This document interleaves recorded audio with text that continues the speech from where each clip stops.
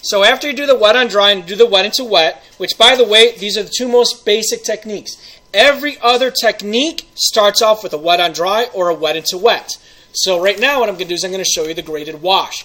The graded wash technique is a way in which you create value. If you look at here on the sheet, it goes from dark to light.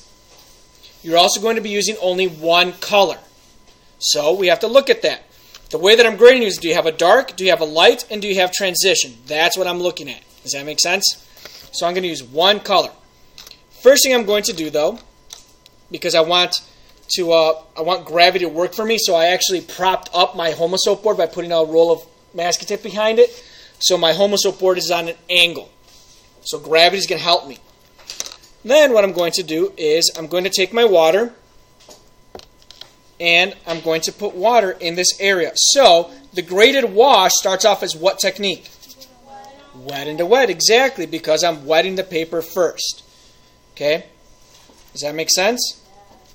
Pretty easy. Now the reason why I'm doing that is because I want the paint to flow. I want to create a nice even transition from dark to light. So that's what I do. Now I've been using blue a lot, so you know what? I haven't really used green. So I'm going to grab some green. I'm going to put it, look, why am I putting it here? It's a secondary color between the two colors that make it brilliant. So I put that right in there. Then once again, what brush am I using? I'm using my flat. Okay? You can understand why. Now I'm going to load it up. Get a nice lot of color in there. Notice again, I'm not dolloping it into it.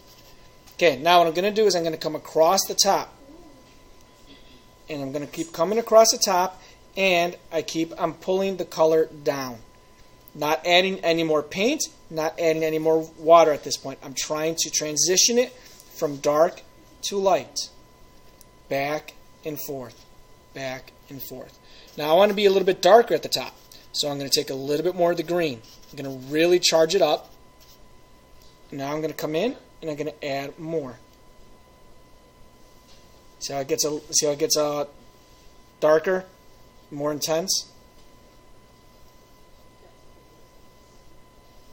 And I pull it down. And I keep going. See the transition?